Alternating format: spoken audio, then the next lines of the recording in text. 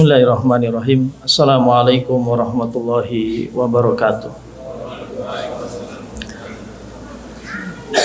Alhamdulillah wa syukurillah, la haula wa la quwata illa billah. Allahumma sholli ala Muhammad wa ala alihi wa ashabihi ajmain, amma ba'du. Bapak Ibu jamaah sholat Isya dan sholat tarawih yang dimuliakan oleh Allah Subhanahu wa ta'ala. Yang pertama-tama, marilah kita senantiasa manjatkan rasa syukur kehadirat Allah Subhanahu wa ta'ala atas limpahan kenikmatan kepada kita semuanya, diantaranya kenikmatan iman, kenikmatan Islam, panjang umur dan kesempatan untuk selalu melaksanakan ibadah di bulan suci Ramadan. Salah satunya adalah sholat Isya dan sholat tarawih yang kita lakukan secara berjamaah. Ini merupakan nikmat yang sangat besar bagi kita semuanya, karena kita semuanya masih diberikan panjang umur sehingga masih bisa mengisi di malam dan hari-hari di bulan suci Ramadan. Karena salah satu amal soleh di bulan suci Ramadan ini, salah satunya adalah sholat tarawih. Sholat tarawih ini kalau kita cek di dalam hadis Rasulullah, sholat ini bisa mengantarkan kita masuk ke surganya Allah dengan selamat.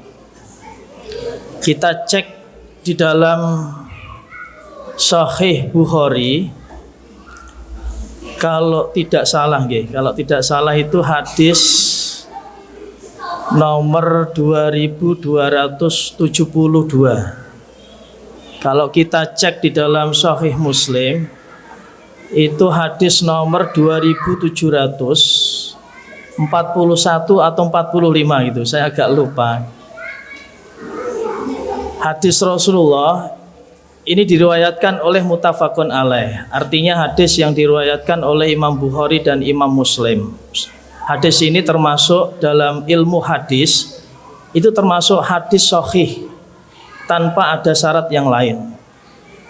Hadis tersebut berbunyi, ya ayyuhan nas absus salama wa at'imut ta'ama wasilul arham wasallu bil laili wan nasu niyamun wa tadkhulul jannata bisalamin. Bapak Ibu hadirin yang dirahmati oleh Allah Subhanahu wa taala, salat tarawih atau qiyamul Ramadan atau qiyamul lail itu diletakkan oleh Rasulullah pada posisi yang terakhir. Wasallu bil laili wan nasu niyamun wa tadkhulul jannata bisalamin. Kenapa Rasulullah meletakkan pada posisi yang terakhir? Ternyata ada falsafahnya.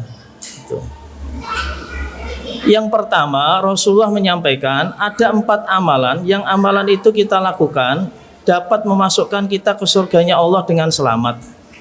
Yang pertama adalah, insya Allah sudah kita lakukan di setiap harinya, kita semuanya menebarkan salam di antara kita semuanya. Ketika kita saling bertemu, berjumpa, maka yang kita ucapkan adalah salam. Kemudian kita menjawab waalaikumsalam. Nah, itu termasuk amal soleh bagi kita semuanya.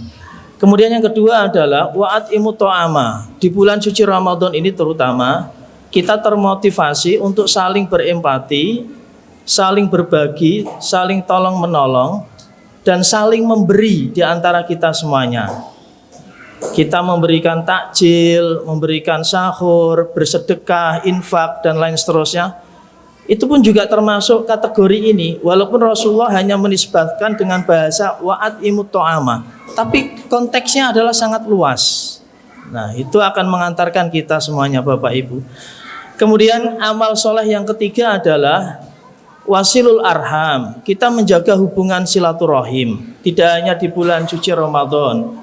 Di bulan suci Ramadan pun juga kita harus jaga silaturahim di antara kita semuanya. Dengan sholat berjamaah, sholat taraweh, ini juga menjaga hubungan silaturahim kita semuanya. Saling kenal mengenal di antara kita semuanya, yang mungkin tiap harinya tidak kenal, tiap harinya tidak tahu. Kemudian sholat taraweh secara berjamaah ini, akhirnya kita saling tahu, saling menyapa.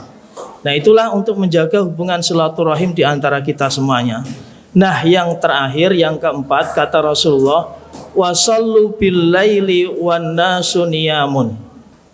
Salat taraweh atau salat tahajud atau salat qiyamul Ramadan atau salat qiyamul lail, maka akan memberikan dampak yang sangat besar di antara kita semuanya. Maka mungkin nanti ketika kita diberikan umur panjang setelah selesai bulan Ramadan, mari kita tingkatkan untuk menghidupkan sepertiga dari malam untuk sholat tahajud. Mungkin di saat kita senggang, di saat kita libur, nah kita tunaikan sholat tersebut, sehingga itu akan mengantarkan kita semuanya untuk masuk surganya Allah dengan selamat. Wa tadkhulul jannata bisalamin. Bapak Ibu yang dirahmati oleh Allah Subhanahu wa taala, banyak sekali hadis-hadis ataupun ayat yang menceritakan terkait dengan amal soleh. Salah satu hadis pun juga dikatakan oleh Rasulullah yang diriwayatkan oleh Imam Bukhari dan Imam Muslim. Kalau kita cek di dalam Sahih Bukhari, hadis tersebut nomor 441. Kalau kita cek dalam Sahih Muslim, hadis nomor 715. Hadis tersebut menceritakan berkaitan dengan sandal. Gara-gara sandal itu masuk surga. Ini Bapak Ibu. Panjenengan semuanya kenal Bilal bin Rabah nggih. Bilal bin Rabah itu dulunya budak, warna kulitnya hitam, sering disiksa oleh jeragannya, kemudian dimerdekakan oleh Abu Bakar As-Siddiq. Kemudian sangat taatnya, tunduknya kemana-mana ikut Rasulullah. Sampai-sampai Rasulullah ketika saat melaksanakan Isra dan Mi'raj, terdengar suara hentakan sandalnya Bilal bin Rabah. Padahal Rasulullah belum sendiri kelihatan di surga, tapi yang kelihatan itu adalah sandalnya Bilal bin Rabah. Padahal Bilal bin Rabah masih hidup, Bapak Ibu. Nah, kalau sandal kita, nah kira-kira sampai di mana? Nah, kalau bulan Ramadan ini sandal kita sampai mana-mana, ada yang di selatan, utara. Nah, ceritanya kemudian ditanya pada suatu hari Rasulullah sholat subuh bersama Bilal. Kemudian Bilal dipanggillah Rasulullah. Wahai Bilal, pada saat saya Isra dan Mi'raj terdengar suara sandalmu itu berada di surga. Amal soleh apa yang kamu lakukan sampai-sampai kok sandal kamu itu berada terdengar dia ada di surga? Kemudian Bilal mengatakan, tidak ada satupun amal soleh yang saya lakukan kecuali hanya selalu bersuci, wudu. Artinya bahwa setiap amal soleh kita, mari kita lakukan dengan istiqomah.